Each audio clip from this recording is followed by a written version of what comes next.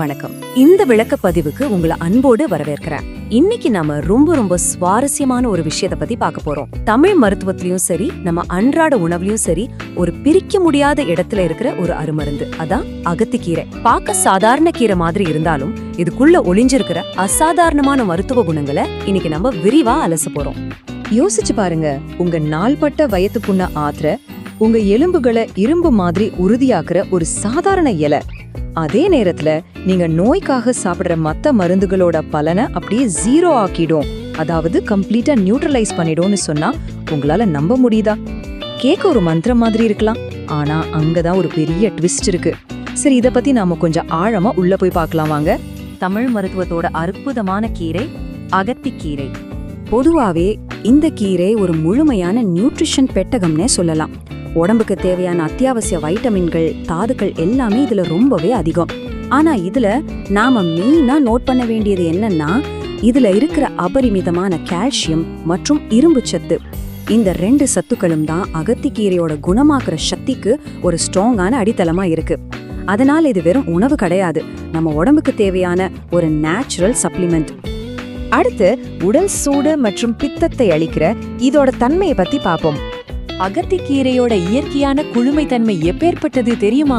இந்த சுட்டெரிக்கிற வெயில் காலத்துல இல்லனா இயல்பாவே அதிக உடல் சூட்டால கஷ்டப்படுறவங்க இந்த கீரைய அவங்க உணவுல சேர்த்துக்கும் போது உடம்புல இருக்கிற அந்த அதிகப்படியான வெப்பத்தை உடனே தணிச்சு பாடிய திரும்பவும் ஒரு நார்மலான பேலன்ஸுக்கு கொண்டு வந்துடும். சிம்பிளா சொல்லணும்னா சம்மர் வெயில சமாளிக்கிற ஒரு பெஸ்ட் கேடயம் இது. தமிழ் மருத்துவத்துல பித்தம் அப்படிங்கிற கான்செப்ட் ரொம்பவே முக்கியமானது. நம்ம உடம்புல பித்தம் அதிகமாயிடுச்சுன்னா என்ன ஆகும்? பயங்கரமான தலைச்சுற்றல், வாந்தி, மயக்கம், இப்படி நிறைய தீவிரமான பிரச்சனைகள் வரும் இல்லையா? இங்கதான் அகத்திக்கீரை ஒரு சூப்பரான மெடிசனா வேலை செய்யுது.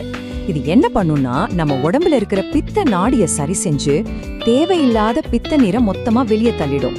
இதனால பித்தத்தால வர்ற அந்த மோசமான அறிகுறிகள் எல்லாமே கம்ப்ளீட்டா குணமாயிடும். செரிமானம் மற்றும் குடல் ஆரோக்கியத்துல இது எப்படி வேலை செய்யுதுன்னு இப்ப பார்க்கலாம். அகத்திக்கீரைல இயற்கையாவே ஆன்டி இன்ஃப்ளமேட்டரி, அதாவது அழற்சியை எதிர்க்கிற தன்மை இருக்கு. ரொம்ப நாளா இருக்கிற குடல் புண், வாய்ப்புண், தொண்டை புண்ணை கூட இது ரொம்ப வேகமா ஆத்திடும். அது மட்டும் இல்லாம இதுல ஃபைபர், அதாவது நார்ச்சத்து ரொம்ப அதிகம். சிவியரான மலச்சிக்கல் பிரச்சனை இருக்கிறவங்க இந்த கீரையை சமைச்சோ இல்ல சூப் மாதிரி சாராவோ குடிச்சிட்டு வந்தா ரொம்ப சீக்கிரமாவே ஒரு நல்ல ரிலீஃப் கிடைக்கும். நம்ம குடல் ஆரோக்கியத்தை மீட்டெடுக்கிற ஒரு இயற்கையான கிளீனர்னு கூட அதை சொல்லலாம். சரி, இப்ப எலும்பு மற்றும் கண் ஆரோக்கியத்துக்கு வருவோம். இதுல இருக்கிற அந்த அதீத கால்சியம் சத்து நம்ம எலும்புகளோட அடர்த்திய அதிகமாக்குறதோட பற்களையும் ரொம்ப உறுதியா மாத்துது. முக்கியமா பெண்களுக்கு வயசாகும் போது வரக்கூடிய அந்த ஆஸ்டியோபோரோசிஸ் பிரச்சனைய, அதாவது எலும்பு தேய்மானத்தை தடுக்கிறதுல இது நிஜமாவே ஒரு பெரிய கேம் சேஞ்சர்.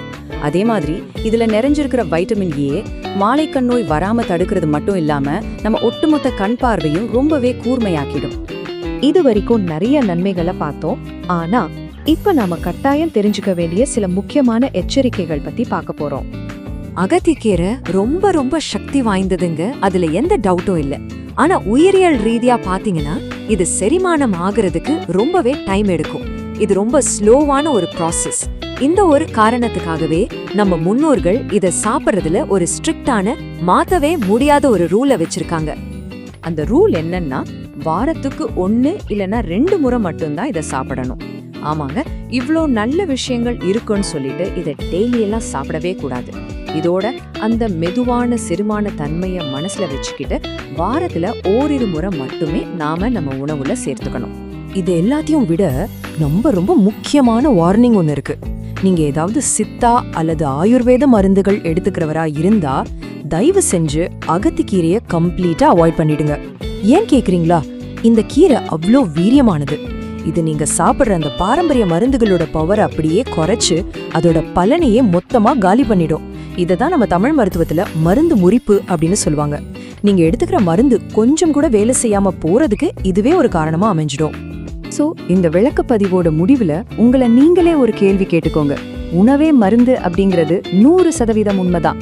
ஆனா நம்ம சாப்பிடுற உணவோட அந்த உண்மையான சமரசம் இல்லாத சக்தியை நாம சரியா புரிஞ்சுக்கிட்டு மதிக்கிறோமா, இல்ல அதோட வீரியம் தெரியாம தற்செயலா நமக்கு நாமே செஞ்சுக்கிற மருத்துவ சிகிச்சைகளை நாமே முறிச்சுக்கிறோமா? அடுத்த முறை உங்க தட்டுல நீங்க வைக்கிற ஒவ்வொரு உணவுக்கு பின்னாடி இருக்கிற இந்த ஆழமான அறிவியலை கொஞ்சம் யோசிச்சு பாருங்க. மீண்டும் ஒரு சுவாரஸ்யமான அலசலோட உங்களை சந்திக்கிறேன்.